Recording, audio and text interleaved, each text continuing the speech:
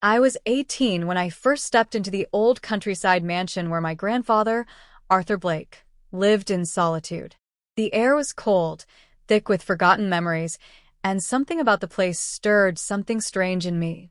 I'd never met him before, not truly. My mother had cut ties with him long ago, but after she died in a car crash, there was nowhere else for me to go. The moment I walked through the creaky wooden doors, I saw him, tall, silent, silver-haired, his eyes filled with something unreadable. Grief? Guilt? I didn't know, but he welcomed me with a soft nod. "Welcome home, Emily," he said. His voice was like an old violin, fragile but elegant. The days passed slowly in that ancient house tucked away in Yorkshire. I started exploring the rooms, most of them locked, but the library was my favorite.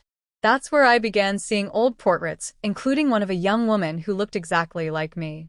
When I asked about her, Arthur grew distant. "That's Eleanor," he finally said. "She was very dear to me." No more was said. Strange nights.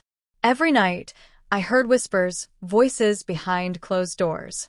I chalked it up to my imagination, but the air inside the mansion grew heavier each day. Then one night, while reading in the library, I found a hidden drawer in the desk. Inside was a bundle of old letters, love letters, signed A&E. My hands trembled as I read them. They were poetic, emotional, deeply romantic. But the dates on them? 1967, and they were addressed from Arthur to Eleanor Blake. The handwriting was the same as my grandfather's. The chilling discovery. My heart pounded as I confronted him. "You loved Eleanor, didn't you?" I asked. He looked up, startled, his face pale. "Emily, please don't. You wrote those letters. You still keep her picture. She was my grandmother, wasn't she?" He shook his head slowly. "No," he whispered. She was someone I loved. Desperately. She looked just like you. But we were never allowed to be together. Her father tore us apart. And then, one night she disappeared."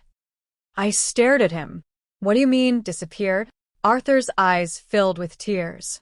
"She was pregnant. We were going to run away together. But she vanished. Her father told me she died in childbirth." I was speechless. "And I never found the child," he added brokenly. "I remembered my mother always telling me she was adopted. Could it be?" I raced to my late mother's documents and found it, her birth certificate. Mother, Eleanor Blake. Father, unknown. I wasn't Arthur's granddaughter. I was the daughter of the woman he once loved with all his heart. And that made me the child he lost. I ran to him, tears in my eyes. "Arthur, I'm not your granddaughter. I'm your daughter." He stared at me as if the world had stopped spinning. Then, slowly, he pulled me into his arms for the first time, not as a distant guardian, but as someone who had found what he lost decades ago. Over the next weeks, our bond deepened. But it wasn't the bond of a grandfather and granddaughter. It wasn't even father and daughter in the traditional sense. It was unexplainable. Two souls connected not just by blood, but by destiny. We talked for hours every night about Eleanor, about the pain, about life. He smiled more. I laughed more. He taught me to paint. I taught him to dance. But to the outside world, people stared. They didn't understand. Rumors spread in the small village. "There's something strange about the new girl at the Blake house." I heard whispers. "They're too close. She's not his real granddaughter, you know." One evening, as the sun set over the fields, Arthur turned to me.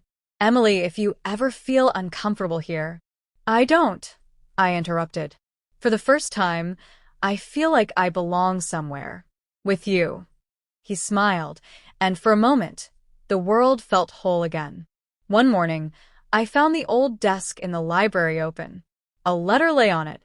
"My dearest Eleanor, today I met her. She looks just like you. And she carries your fire, your kindness, your mystery. I know now that I was never alone. Part of you lived on. In her. In Emily. I will protect her, love her in the purest way I know, because she is everything we never got to have. Arthur." Tears filled my eyes as I folded the letter. Behind me, Arthur stood in silence. He didn't say a word. He didn't need to. Just 3 days later, he passed away peacefully in his sleep.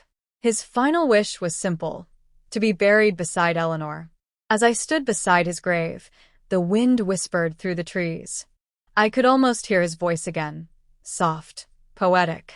And in that moment, I knew ours was never a common story. It was a story of love lost and love reborn.